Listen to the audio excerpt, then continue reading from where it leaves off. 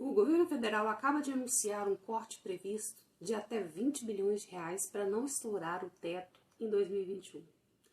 Em contrapartida, numa ação paradoxalmente inesperada, ele também acaba de perdoar uma dívida bilionária detida pelas igrejas.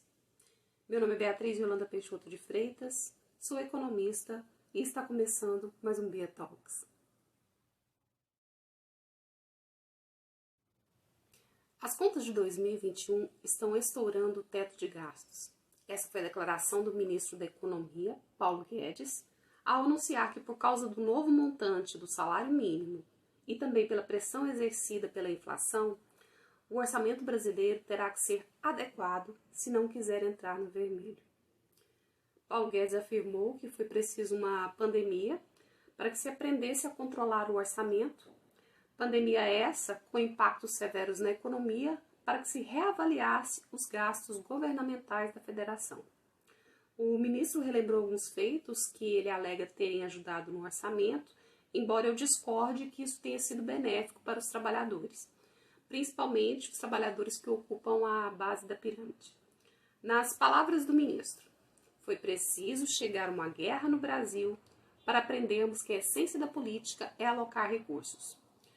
Muito me impressiona essa declaração, pois revela que ele não tinha conhecimento deste processo anteriormente à pandemia.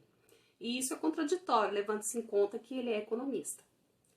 O ministro também declarou que o governo cumpriu sua parte no que tange à saúde no ano de 2020.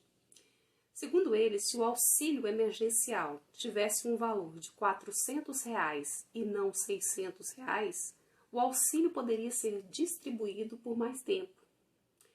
Um fato que chama a atenção e é de suma importância para o processo é que a lei orçamentária proíbe gastos do governo acima da inflação.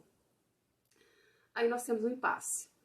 Ontem, em um dos meus vídeos do Bia Talks, eu falei sobre a estagflação, situação em que a inflação dispara e a economia continua estagnada. O próprio Guedes afirmou que a inflação está preocupante. Daí consegue-se concluir que os gastos governamentais estão extremamente grandes, pois mesmo com a inflação descontrolada, o governo ainda corre o risco de gastar ainda mais do que a correção inflacionária, se ele não se adequar. O auxílio emergencial será pago somente a partir de abril e o valor está estipulado em cerca de R$ 200. Parte da população não se encontra satisfeita com a medida, como pode ser visto no vídeo que eu vou colocar agora.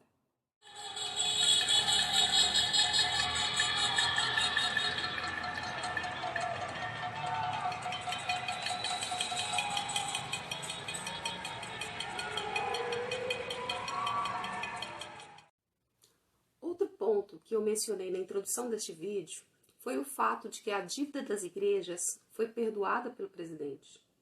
Dívida essa no valor de R$ 1 bilhão. A negociação dessa dívida foi feita em uma reunião entre o deputado federal Davi Soares, que é do DEM de São Paulo, filho do missionário R.S. Soares, e o secretário especial da Receita Federal, José Barroso Tostes Neto.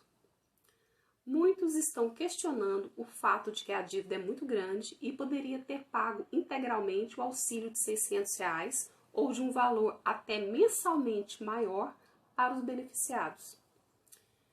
Bom, voltando ao orçamento federal, não se sabe ao certo como este corte se dará, pois, segundo o ministro, o caminho ainda é inseguro devido ao problema na gestão da pandemia, que implica numa busca por melhores procedimentos nessa condução. Eu fico por aqui para que vocês possam tirar as suas próprias conclusões. Para mais informações e atualizações, siga-me nas redes sociais, YouTube, Instagram, Facebook, Spotify, TikTok. Tudo isso você pode ter acesso no meu portal de economia e negócios, beatrizyolanda.com.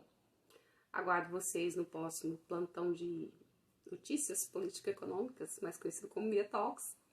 Empreendedorismo é o nosso foco. Tchau.